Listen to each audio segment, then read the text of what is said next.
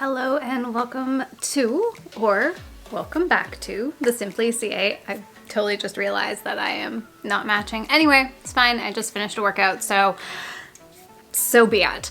Today is the second What I Eat in a Day for Veganuary. So I compiled about 3 days worth, and then this one is kind of 2 days worth of what I have eaten the past few days.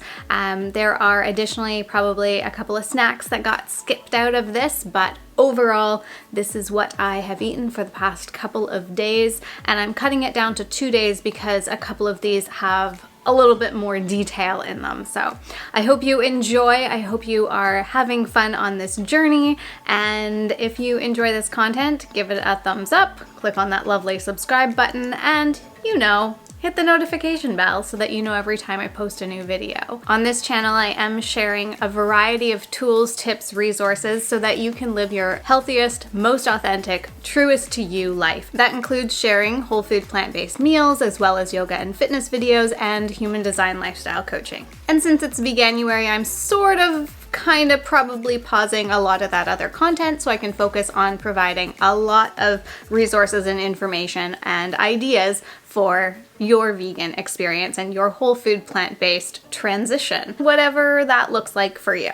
So with that, let's get into what I have eaten for the past couple of days. Well, good morning, and today is the same as yesterday. So just having the white bean cashew dip with on some toast with some cucumber and red pepper flakes. I'm feeling pretty tired today, so not sure how my food is going to interact with that tiredness. Let's see what happens. I am still not feeling on top of my game, so I've got some sweet potato corn chip things with some salsa.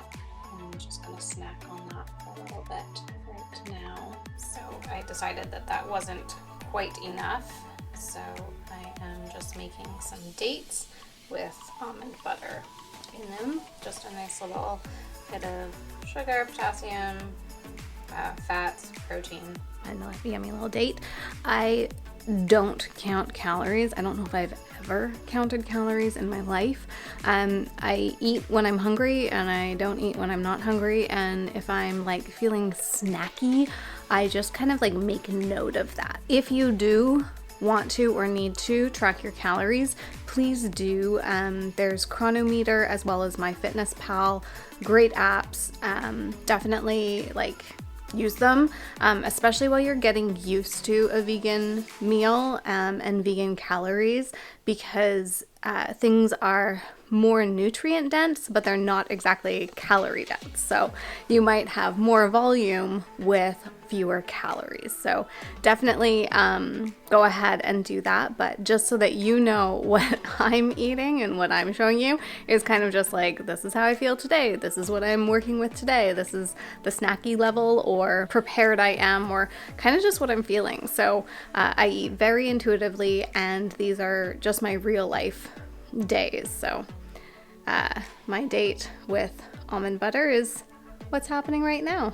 All right, well, I didn't expect to make something exciting for dinner tonight, and I wasn't planning on it, but somebody else had other plans. So we made the Grove Ball bowl. This is from the Plant-Based Foodie Vancouver, and it's just a recipe book full of Vancouver vegan restaurants and some of their best recipes. So it's a great book, and this bowl is really good.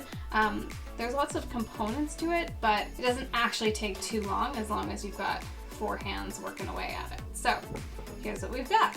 This does not look appetizing at all, but that's some green rice. And then we've got some edamame with some spices on them. Our toppings, we've got avocado, some beautiful cucumber rolls, as well as some green pepper. And we also have this chimichurri sauce, some spinach if you want to add that as well. If you didn't get enough green from everything else, you've got spinach to add as well.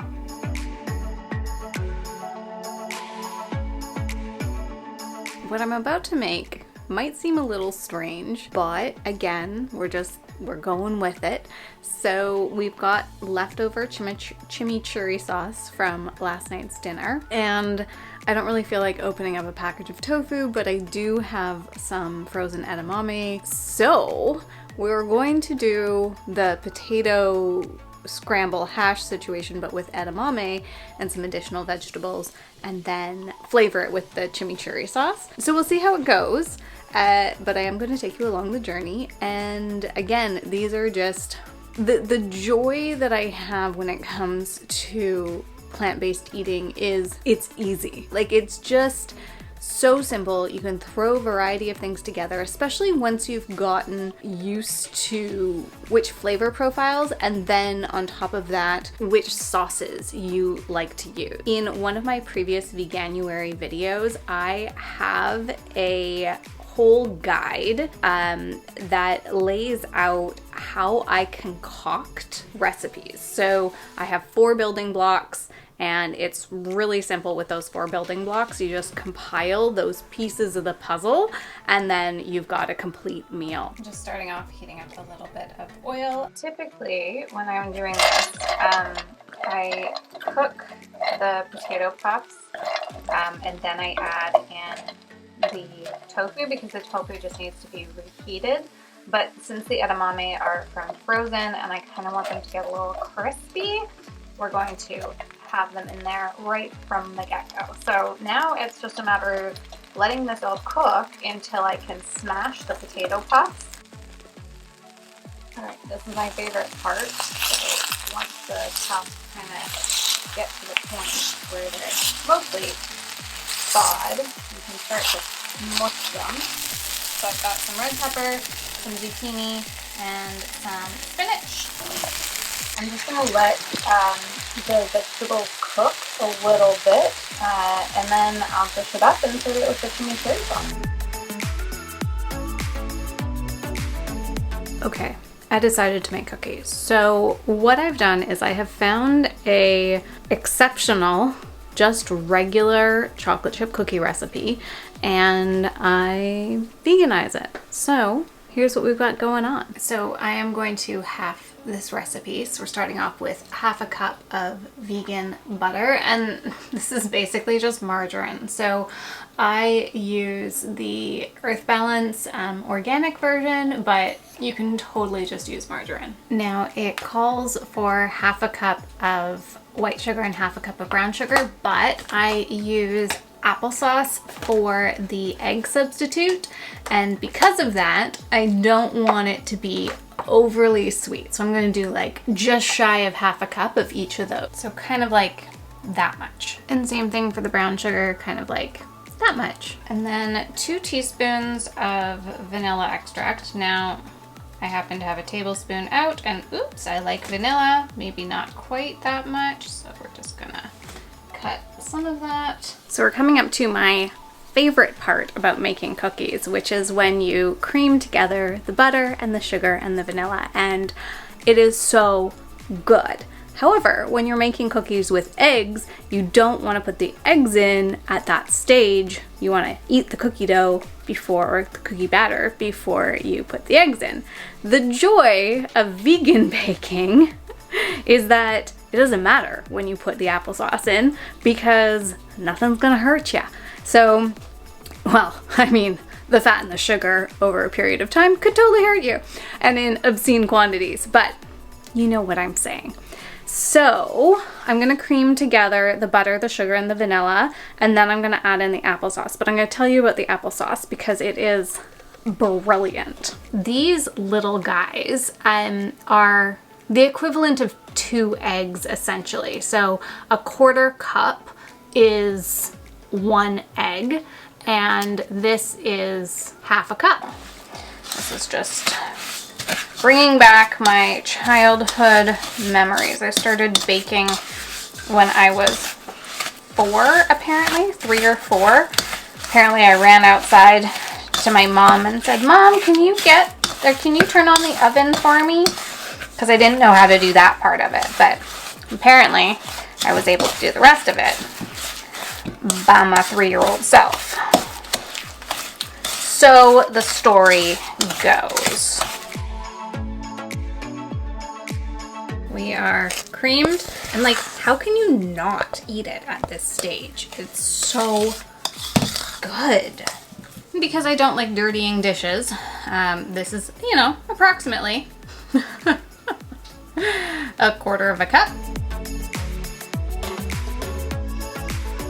Oh, it smells so good.